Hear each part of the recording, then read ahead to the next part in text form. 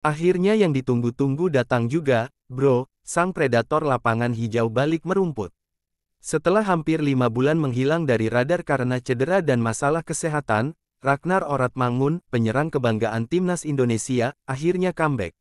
Pemain FCV Dender ini tampil lagi di Liga Belgia musim 2025-2026, dan sukses bikin fans tanah air heboh total. Tapi jangan puas dulu, cerita comeback ini baru aja dimulai. Comeback Ragnar bukan sekadar balik main biasa. Ini momen pembuktian dirinya di kasta tertinggi sepak bola Belgia. Musim baru, semangat baru, Ragnar siap gaspol lagi buat tunjukin kualitas setelah sempat diragukan gara-gara cedera panjang. Tapi, bukan cuma Ragnar yang jadi sorotan akhir pekan ini. Yap, ada satu lagi pemain diaspora yang bikin bangga, Miliano Jonathans. Barengan dengan Ragnar, Miliano juga turun ke lapangan buat klubnya FC Utrecht di Eredivisie Belanda. Dua nama keturunan Indonesia bersinar barengan di Eropa. Ini mah weekend rasa Garuda. Tapi tunggu, gimana sih performa mereka? Langsung kita bedah statistiknya. Ragnar Oratmangun main selama 16 menit saat FCV Dender kalah 0-2 dari raksasa Belgia, Anderlecht. Emang sih timnya kalah, tapi catatan personal Ragnar nggak kaleng-kaleng.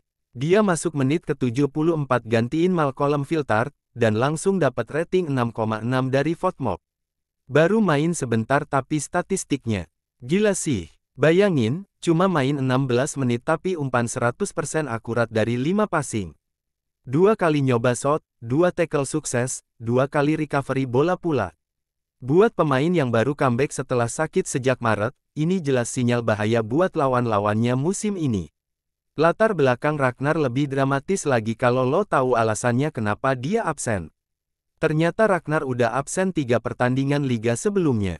Gak cuma itu, dia udah nggak main sejak akhir Maret karena kena virus misterius yang sampai sekarang nggak dijelasin jenisnya. Bukan cedera otot biasa, bro. Tapi begitu sehat, dia gas terus tanpa ragu. Sekarang pindah ke Belanda, ada satu talenta muda yang lagi disorot tajam. Miliano Jonathans main di pekan kedua Eredivisie bareng FC Utrecht.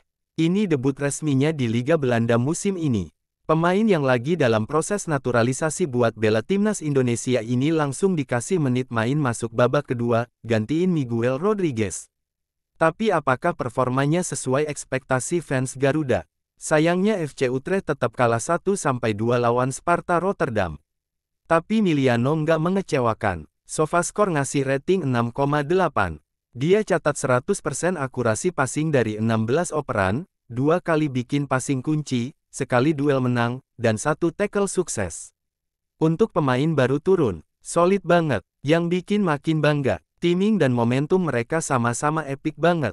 Bayangin, di weekend yang sama, 2 pemain keturunan Indonesia unjuk gigi di 2 liga top Eropa.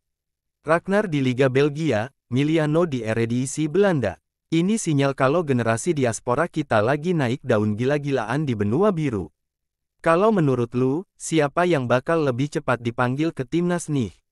Yang bikin makin hype, Miliano lagi diurus PSSI buat dinaturalisasi.